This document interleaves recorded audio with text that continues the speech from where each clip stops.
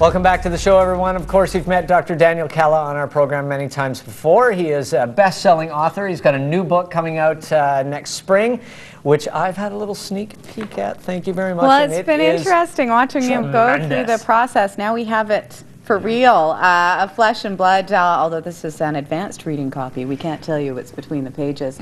How are you, Dr. Kalla? Good. Great to be back. Before we get to weird stories from the ER, it's been so interesting watching you go through the process of getting this book together. Where are you at now?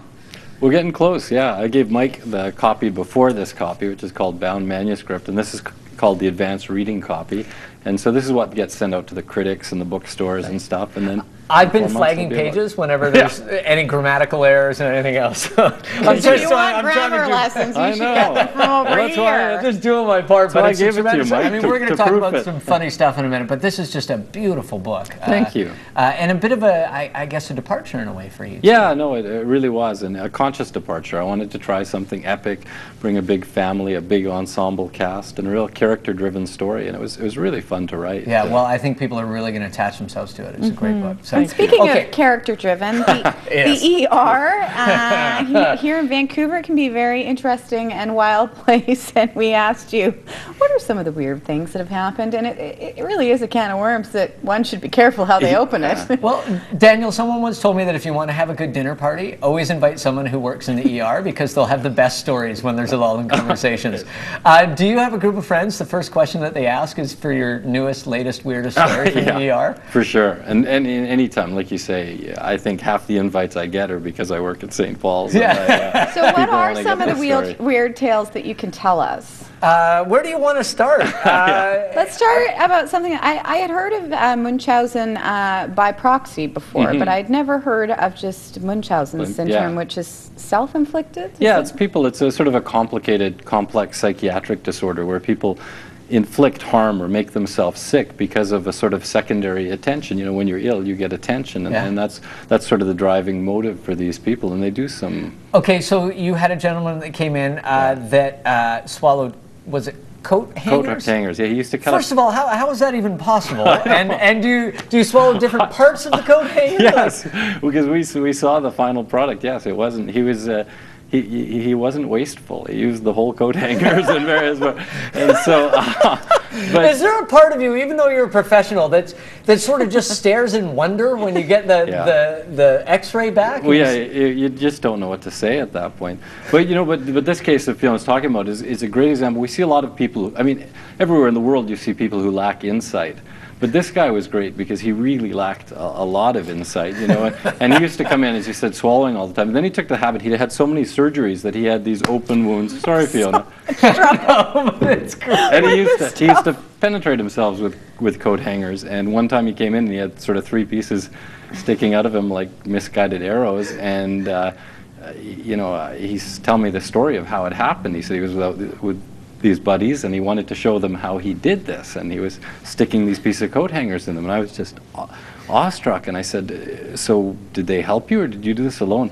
And he looked at me like I just had said the most insulting thing. He was aghast. He said, I wouldn't let those nutcases near me. And I was like, oh, humans. I have to do this myself as I go. Of course, living in Vancouver, I mean, a lot of people, unfortunately, overdose on drugs all the time. But you had a fellow who came in who asked you a very weird question. This is one of people, you know, this is a story I repeat often because people... again, it's about the sort of whole lack of insight. This guy was a nice guy, but he was a heroin addict, and he used to. And when you overdose on heroin, it stops your respiratory drive, so it can stop you from breathing, and that's how most addicts die if they're by themselves. I didn't know that. Yeah, and often their friends who are addicts know this and will perform mouth to mouth, because as long as you keep them breathing, they'll stay alive. And then we have this great antidote called naloxone. So by the time the paramedics give them, they give this naloxone or Narcan, and people wake up in minutes, you know. So I saw this guy, and it was his 3rd time that he had a potentially fatal overdose, and he's lying in bed, and he's wide awake at this point. And he says, you know, I'm not taking good care of myself, Doc. And I said, yeah, that's hard to argue with. And he said, you know, I smoke, I do these drugs, I live this bad lifestyle, and nod along. And he goes, you think while I'm here you could just check my cholesterol?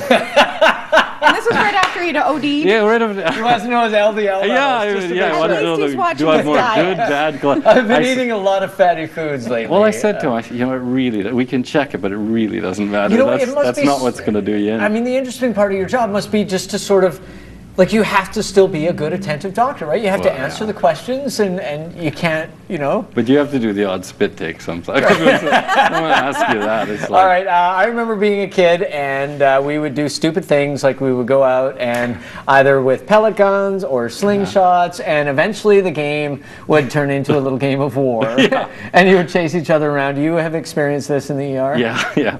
One of my first cases when I first got out, I was working in the interior, and this guy was doing that with water balloons, like you say, slingshot water balloons, and firing them at each other. And they were in the woods having a grand old time, and they ran out of water balloons, but the game wasn't over, so they picked up rocks and started firing.